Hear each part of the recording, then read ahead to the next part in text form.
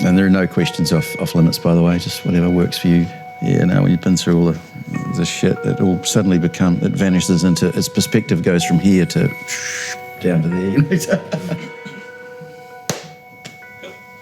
I'm Stuart Armstrong, I'm 60 years old, and I live in Lincoln, just out of Christchurch. I was noticing that I was getting really tired, actually, all the time, and I thought, I'm fit, what the hell, why am I so tired? I got my blood test done because Dad had prostate cancer before me. They call it life-limiting cancer. It's the old word is terminal cancer. Just tell her what it bloody is, you know. You know, how many horses, I mean, I know there's some good ones and there's some good people that handle them, but I don't know how many that have had, you know, where you can put your arms around and smell them, and the loss of that future just hits you like a mallet. It really does. We've done the chemo, done the surgery, but nah, you know, you're going to die. So I go to bed and I wake up in the morning, I go, oh, right, what's on today? Ah, shit, that's right, I'm going to die. You know, it's kind of confronting because you suddenly see the potential of life just not being what it was anymore. You know, no grandchildren, no walking your daughter down the aisle. What's been the thing with you that affects you the most about the position that I'm in? How does it impact you? I guess it's probably we've been lucky so far, because when you first had your diagnosis, that was what 6 years ago when it was. Yep, that's right. And nothing has really, I guess, changed in the sense of your condition. I guess the hardest part is just if something takes a bit of a turn, because it's been so good for so long. That's kind of how I feel as well, knowing that, you know, one day this little grey cloud in the back here will suddenly be a lightning bolt out of that and say, you're fucked. You know, it's encouraging that we have the potential, once this goes through the referendum, and I'm almost certain that it'll pass, because 60 to 65% have said that, yes, we think some sort of end-of-life choice is a good idea. And it is a law, because it's got through Parliament. The referendum just determines whether it's be applied or not. The caveats are very clear.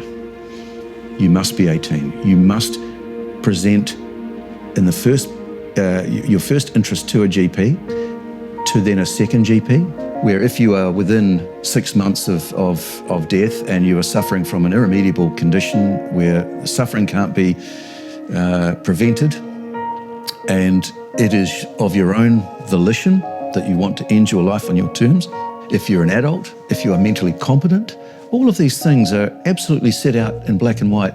This became a real all-encompassing fight for me. This is not just a cup of coffee political debate about an interesting issue. This is life and death for me. It's bullshit, you know, it's bullshit. I shouldn't be dying, but I am, but since I am, I want to control the way I go, you know. Just getting it to this stage where a referendum's going to happen has been the toughest part. You know, there have been 4 attempts so far to get this through Parliament. All have failed until this one. So yeah, I'm very confident that I can rely on the compassion of my fellow New Zealanders to do the right thing. I'm bloody sure they will. Otherwise the battery dies in this whole thing. There's 2 different scenarios. Which would you prefer? The first one is, I'm sitting on some shitty little hospital bed, down like this, and I'm going, oh, give me some, are you still sore, Stuart? Yeah, it's not good, you have up the morphine, right? So you get that. You got that, that's one way of dying, okay? So the next way is, I've had a big bonfire at the beach. I'm on my horse, Julia. I've got my wife with me after a big party. She sit on her horse and they'll pass me some meds and I'll go, it's been good, love you all, time to go, tally-ho. This is 2020. You can have a comfortable, you know, death on your own terms. But now it's going to a referendum, and I trust Kiwis a lot when it comes to this sort of stuff, and I think it's going to go through. What's the death like if you go through euthanasia? Like, do you just take the tablets and then like sleep kind of? Yeah, basically that's exactly it. Those people that have chosen assisted dying or voluntary end-of-life choice mechanisms are given either an IV or pills, and either of those, you know, quietly drift off for a peaceful death.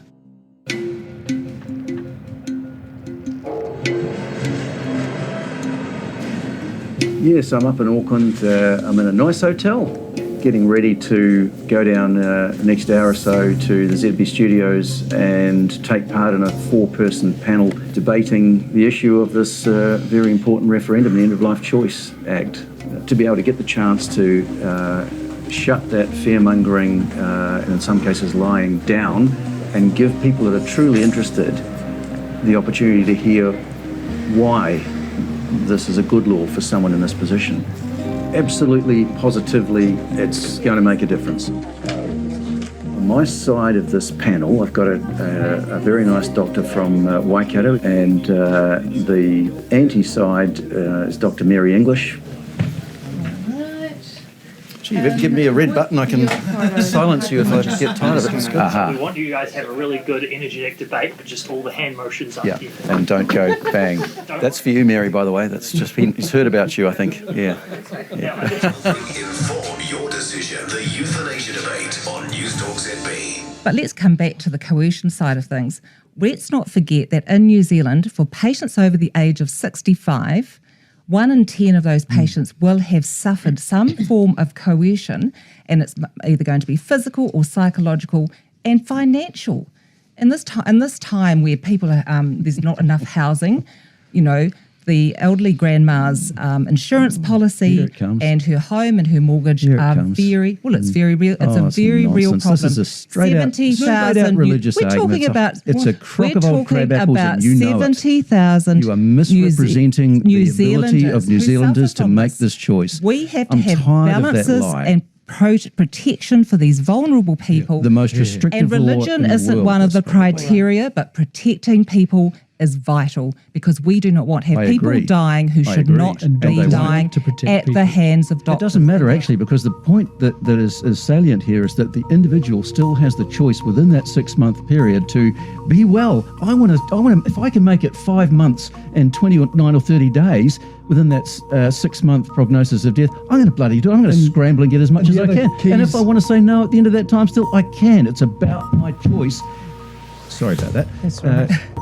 Dying with dignity or So much, guys. That's been the euthanasia debate. Enjoy your evening. News Talk ZB. Nice to meet you. How do you do? Thank you very much. Good luck. She's clearly coming from a very religious background, Dr. English, and is pretty quick to dismiss people like me who actually have a genuine concern for what we're facing. Well, I'm interested in what's going to happen to me when I die, and this law is going to give me that protection, and she wants to take that off me.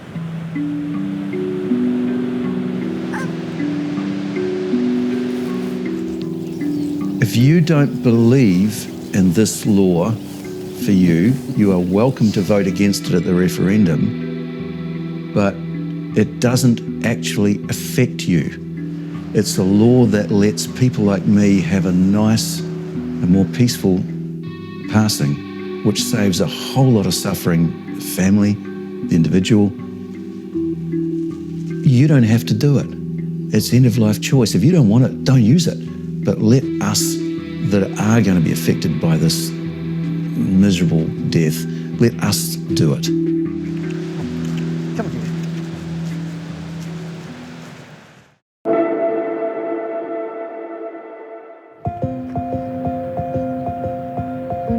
To vote no in the referendum is to say, sorry, hard luck, but you're just going to have to suffer on. That is horrible. I've heard so many stories from people in this situation. To vote yes is to say we're a society where, under the strict protections of the rule of law with safeguards galore, you can actually make your own choice for your life and your body and go on your terms with your timing if you're terminally ill and suffering. My name's David Seymour. I'm leader of the X Party in Parliament, and we've championed assisted dying legislation so that people who suffer at the end of their life have a choice. So we're in favour of property rights, and that extends all the way from your farm to your own body. It's one of those what sort of society questions, and I think the question is, how do you treat the most vulnerable? I think the most vulnerable people in any society are those with a terminal illness who are suffering badly and cannot have their suffering alleviated by palliative care. Now, one version of society is we say to those people, tough luck, you must suffer on. I think that's barbaric.